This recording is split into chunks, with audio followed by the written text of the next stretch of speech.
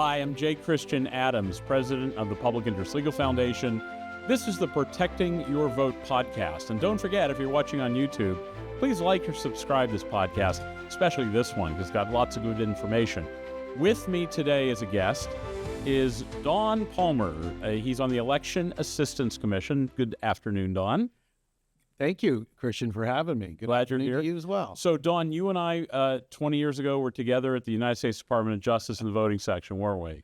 We were. Oh, that was so much fun. Absolutely. We'll do it again anytime. We'll do another show on that. So, a lot of stuff to cover today. I want to talk about what the EAC does. I want to talk about these information requests that the Department of Justice is making of states, and maybe some other things about military voting. But let's start with what the EAC is. Tell us about the EAC. What do you do on the EAC? How did you get there? Sure, Christian. So the Election Assistance Commission was created after the Bush v. Gore litigation, and the Help America Vote Act was passed and signed by President Bush after the 2000 election. And so it was actually one of the few bipartisan bills that were signed, has been signed. So the EAC was created to really create minimal standards for voting systems. That's really what came out of sort of what happened in Florida, was sort of hanging chads and sort of inaccuracies in the system. And so the EAC was created to create those minimal standards and create a testing regime at the federal level to really supplement and support activities in the states. And because these voting systems are going to end up in states and precincts across the country. So they wanted to set up that system. They wanted to set up a report to Congress on data after every federal election. They wanted to have a mechanism to provide federal grants. So when the Congress decides that it wants to spend some money on states and localities to improve elections, they're going to send that to the EAC, and then we distribute that to the states and the territories in a formula. Those are the primary missions, and basically it brought the clearinghouse department from the Federal Election Commission that had been established since the early 70s. And it put that in the EAC and said, this is a great way to communicate best practices from states and localities to share that so members of the public and other local election officials can see those best practices and make good decisions on good policy. I ended up there, I served in the Department of Justice. I then went into election administration, was the director of elections in Florida, then went up to be the secretary in Virginia, eventually ended up as a nominee for the Election Assistance Commission. And so nominated by Trump, eventually I made it in 2019. And that's where we are today. And the last thing I would say is that we are really a bipartisan agency. We have 2 Democrats and 2 Republicans. We have to work together to find those areas that we can agree with and work with. There's a lot of fundamentals of elections that what we do to try to improve the election administration process and try to leave some of the more, policy, political issues to the Congress and to the states. So I want to talk shortly about commercial data and voter roll cleanup. But before we do that, I'm on the board of advisors to the Election Assistance Commission, right? I'm on the Civil Rights Commission, and we picked board of advisors. So we had a meeting in Washington a couple of months ago, I think. That board of advisors is a sort of an ad hoc committee that comes and goes to give you guys advice. Is that right? Well, the board of advisors, which you're a member of, is actually in HAVA. It's we call a FACA board. It's an advisory board to the EAC. They knew that the EAC was going to have to periodically update standards. They were going to do reports to Congress, and they wanted to have an advisory boards of different institutions, both on the Hill and in the administration or the executive branch, plus and that would mean an individual like you that was appointed by a member of Congress, or the leadership. And so we really value those boards because we couldn't do what we do without them. They include election officials as well, and so it's one of those boards that we rely on for advice. So let's talk about some current news that's happening out there. If you were to follow election news, you would see that the United States Department of Justice has sent out to a lot of states requests for documents, including voter rolls, right? Yep. Now, New Hampshire, Secretary of State Scanlon in New Hampshire, and I think Secretary of State Simon in Minnesota have kind of gone berserk and said, no, we're not giving these documents to the Justice Department. By golly, we're going to fight. And Dawn, I happened to pull up United States Code before this interview.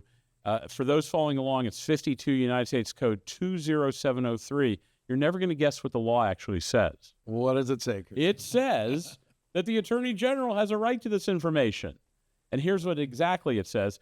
Any record or paper, meaning election record, that's retained and preserved shall, upon demand in writing by the Attorney General or his representative to the person having the record, be made available for inspection, reproduction, and copying for the Attorney General. Right. Now, that's in United States Code 52 U.S.C. 20703. I am perplexed why it is that Secretary of States are not understanding that this is the federal law. Well, I think part of the view, and I can't speak for the individual states. Nor would I ask. Right. But I think, the chief election official, which as I served, is obviously you're looking at your state law. You're probably advising with your attorney general, your state attorney general, and you may have a practice in there. You're very protective of some of the information. But in my mind, as you point out, this law was adopted in the early 1960s, if not on 1965. It's been around for a very long time. It is 1960 there. It's been around for a very long time. Exactly. And you know why? To get documents to basically, it's like, we want to trust, but we got to verify. And at the time in 1960, Secretary Scanlon and Secretary Simon, a lot of states were not registering certain voters, like in Mississippi. And this was the way for the Attorney General to get the voter list and see who's getting registered. Also, every single state has mistakes. If I got the voter roll from New Hampshire and compared it to Massachusetts, guess what I would find? I would find people registered in both states. I would find missing dates of birth in New Hampshire's voter rolls. I'd find no addresses. I'd find duplicates, because we just did a report where we issued in Maine thousands of duplicates. We just did a report in Pennsylvania and New York. Huge amounts of problems on the rolls, bad hygiene. I think you've called it bad hygiene, right? So that's what the Justice Department is up to. I know the secretaries have been asking, why do they want this information? Here's your answer. They want to check your work. They want to verify, exactly. They want to trust, but they want to verify. And it's not new. I mean, when we were at the Department of Justice, I don't think it's a state secret to say that I think it was the Georgia voter ID case. Right. They're going to ask for registrations and documentation that by some could consider private or confidential, but it's really just voter registration data, which is generally open to the public. But a more recent example, and I'll use the example when I had moved on to be the secretary in Virginia, and the MOVE Act was being sort of not fully enforced at the Department of Justice. At least that was the perception that was sort of out there by the media. And, all of a sudden, the Department of Justice with Assistant Attorney General Perez, they made a full court press with the attorneys in the Department of Justice. And it's not surprising that they would have one or two attorneys, sometimes three. Yeah. They would get on a phone call with myself as the chief election official of Virginia and say, we need this evidence. You need to prove that you are complying with the MOVE Act and that you have ballots that are going out. And occasionally you would see the same thing with registration or list maintenance activities. And so it sometimes is a jump in the deep end of the pool where it's a little chilly. But my advice, and I did then, is I'm going to work with you as best I can to give you the data you need to show that we're complying with the law. And sometimes, being at the state level, you're working with your counties, and they may not have collected that data and provided it to you, but you need to go back to them and say, hey, look, what can we do here? Because we want to be able to show that we're complying with an important federal law here. And this is a priority of the Trump administration. It's really part of the NVRA that is balanced with the access and registration. If I was going to put my chips on, is Justice or New Hampshire going to win this, I'm going to move my chips to the United States Department of Justice on this fight. I'm all with Don Palmer, Commissioner on the Election Assistance Commission. This is the Protecting Your Vote podcast. Don, you mentioned NVRA, voter roll cleanup. I just testified to Congress recently that new tools need to be used to do voter roll cleanup. The NVRA was written before the internet, really. It's the post office was the NVRA's engine, and that's showing signs of wear. You are one of the leading proponents of a new tool. I'll just call it commercial data. You've been talking about this for years. PILF uses commercial data in its voter roll analysis. We use Experian and all sorts of credit reporting. We can lock in who's alive and who's dead using commercial data. I know that the Election Assistance Commission has been considering how to recommend this. I know the Board of Advisors made comments. I wrote a recommendation as a member of the Board of Advisors that this is something that needs a lot of attention and it has a lot of potential to make voter rolls cleaner. Why are you such an advocate of using commercial data for voter roll cleanup? Well, I want to put election administrators in the best position possible. I don't want to set them up for failure. As the years and decades have gone by with NVRA, the use of national change of address, for example, there's not a great way to track very mobile voters when they move to a new state or new county. There's not a lot of great tools out there. As greater minds than I, the Supreme Court of the United States in the Husted case said itself after doing the analysis before finding for the state of Ohio is that, look, national change of address is not working for election administrators as it did, let's say, 10 or 20 years ago. Yeah.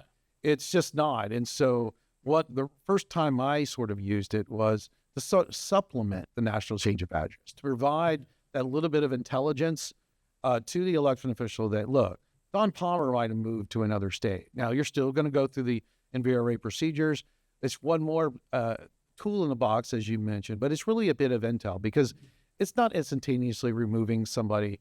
It's just letting you know that when a voter doesn't use NCOA, like most young people, and an increasingly large number of Americans don't use NCOA, and now you have to have an ID to change your address with the NCOA.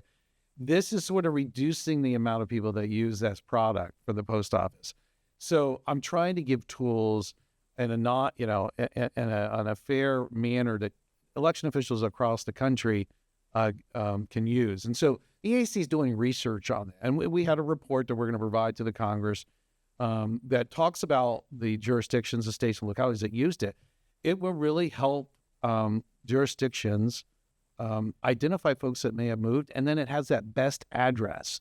So you're not helpless as an election administrator. Yeah. You can use it to send a mailer to that new individual.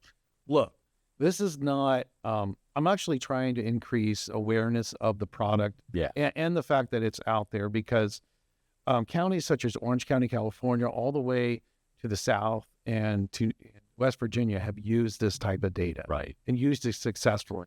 I just want to make sure that election administrators in states, that we can assist them with sort of an understanding of this information. So when they use it, they feel comfortable with it and the voters benefited. I'm sitting here thinking to myself, you've seen it all. I mean, some crazy stuff, which we can't even get into. Maybe we should talk about Broward County, but we won't. But when you were in Florida, you had some state county election officials who were I think one in Hillsborough was like, I'm not gonna report anybody for election crimes. Like you had some crazy. You've seen a bunch of crazy stuff over. Well, let's not talk about individual counties, but I would say this is that a lot of that stopped when Governor DeSantis. That's true.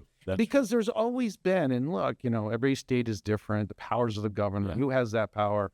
Sometimes the Secretary of State or the Secretary doesn't have the power to sanction Mississippi, or they just don't have the authority as much as you would hope or think, that oversight. Right. But Governor DeSantis really took it on board as like, look, if they're not following the law and they're not complying with reasonable standards, we're going to remove them. Right.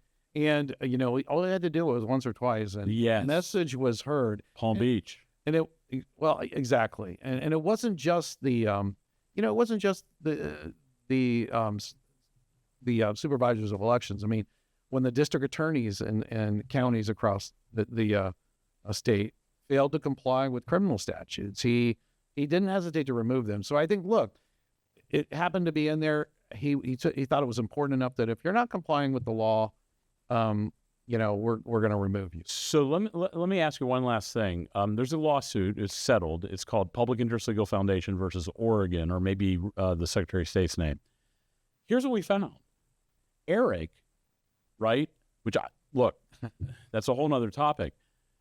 Eric was sending death reports to Oregon of people who were still alive. And Oregon was removing them from the rolls and then having to put them back on the rolls. And so PILF asked for the list maintenance records of this, inside-out exercise. And we found that Oregon, listening to Eric, was removing living voters as dead and then fixing it. I mean, that's one of the craziest ones. Well, look, we'd have to get in a whole discussion or debate about Eric. Right. Well, look, sometimes the data is just wrong that you get from Social Security. How much you want to bet the commercial data on those names would have shown they're still alive? Well, look, that's why, when we talk to counties, sometimes they have to touch base and have to verify with different databases. It's a shame that sometimes there are errors, but we have processes in place that can reinstate that person. But no database is perfect. And that's why when I talk about giving additional tools and support to counties across the country and states across the country, it's like, look, you need to be doing all these things just to keep up. Yeah. And this gets back to the whole reasonable standard. It is like, look, for a reasonable doubt to convict someone, it seems to be such a high standard. But having a reasonable effort to identify and remove ineligible voters is so low. Right. The courts have really put election administrators in a very bad position across the country. That's an erroneous rule, and it really destroyed sort of the balanced approach of the National Voter Registration Act. So no longer do you have access and integrity.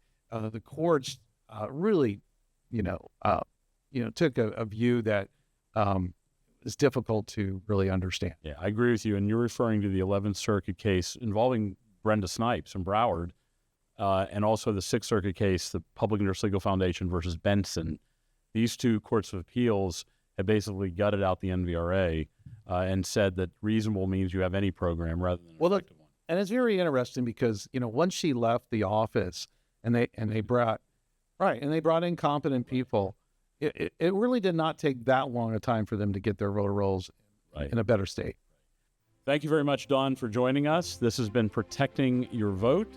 I'm Jay Christian Adams. Dawn Palmer of the Election Assistance Commission, thank you for your time.